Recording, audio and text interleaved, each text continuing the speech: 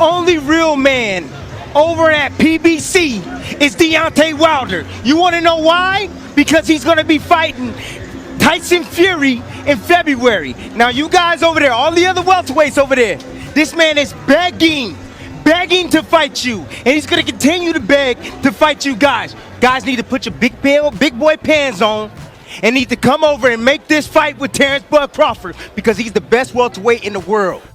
How y'all doing, ladies and gentlemen? Welcome to the Akhi family. Go ahead and subscribe below if you're trying to get smarter by the minute. If you're trying to get dumb about a second, don't and listen to these casual fans. And if you know, you know. You already know what time it is.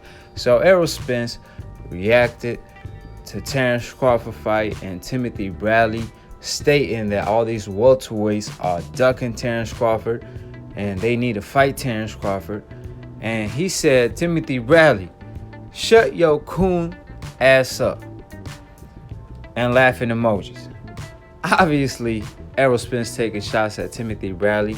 Errol Spence was the guy that made Timothy Bradley retire when the WBC, I believe, ordered that fight to happen. And Timothy Bradley stated he had no problem fighting anybody, and there is no such thing as cross the street.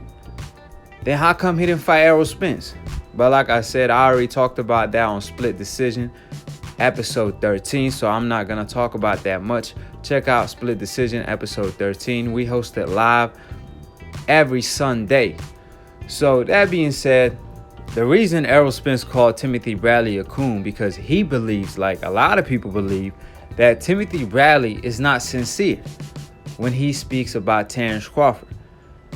Maybe the reason why he gassing up Terence Crawford now because Terence G-checked him when Timothy Bradley claimed that Lomachenko's pound for pound number one and had the audacity to debate with Andre Ward, claiming it's Lomachenko. That's why he pound for pound number one, speaking like Teddy Atlas. So that being said, the reason why it don't sound sincere, because Bradley will come on Max Unboxing and state that Crawford could beat a pretty boy Floyd. He's that good. He's that talented. Then turn around and say, but he's not pound for pound number one. Lomachenko is. That's why it's not sincere. And I actually made a respond video to both Timothy Bradley debating with Andre Ward, where he got schooled by Andre Ward, and Timothy Bradley claiming that Terence Crawford beats Floyd Money May.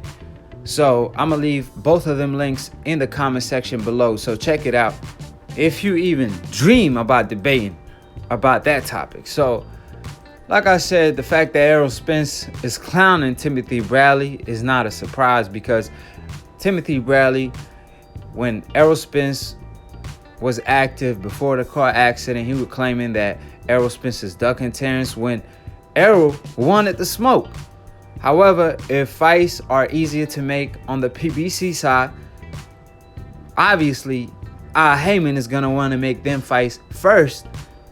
So when the Terence Crawford fight happen in the future, Errol Spence will be the clear A side, because Bob Arum wants that fight to be 50-50, which we all know that's not possible. So the fact that Terence Crawford stated there's no such thing as across the street, because Wilder's fighting Fury, which I talked about that on Split Decision, like I said earlier. However, what he failed to realize is not everybody is a Deontay Wilder who's willing to fight anybody. Not everybody is the truth Errol Spence. So, of course, the Danny Garcias of the world and Keith Thurmans of the world, they not gonna fight you, because yeah, you higher reward, however, you even a higher risk if they can't beat you. So obviously they're going to use that excuse if they can. However, if Crawford actually went to the PBC, then Al Heyman will have forced them to fight him. Even the fans. And you even put the fighters that want no smoke in position to have no excuse but to fight you. However, the fact that he stayed with ESPN when ESPN handing out backhand compliments, calling him pound for pound number one, when they interviewing him, then on that same interview, 5 minutes in, they show the pound for pound list by ESPN, and it has Lomachenko as pound for pound number 1 and also listed as undefeated. They first listed it as undefeated, then changed it to a draw. I mean, it was so nice erasing Lomachenko lost the first time. They had to do it twice. That's an AJ quote for the ones that don't know. Now you know. So that's why Errol Spence is calling Bradley a coon, because he's participating with old media narrative. And that's why he's being called a coon by a guy like Errol Spence, who is the truth. So like I said, by Bradley stating that Crawford beats Floyd, he actually taking credit from Crawford, because Crawford fans are Floyd Mayweather fans at the end of the day. And obviously, they're not going to take no BS. So why would you throw a statement out there like that instead of comparing him to the fighters of today, like Lomachenko? Instead of calling out Lomachenko for avoiding that fight when Crawford called him out to make the fight happen at a catchweight at 137.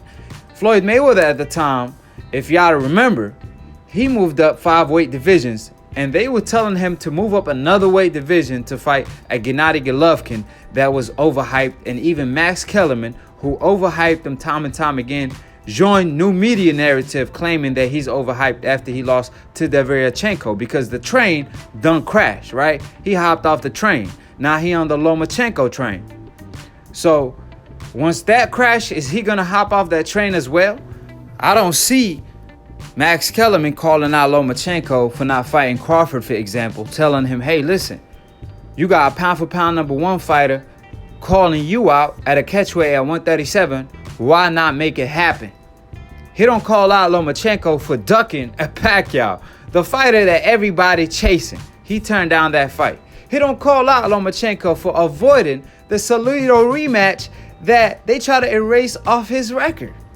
However, he got the audacity to say Floyd Mayweather was moving strategically, and even ignoring the fact that Pretty Boy Floyd was calling out everybody. He was the Errol Spence of his time when he was Pretty Boy Floyd.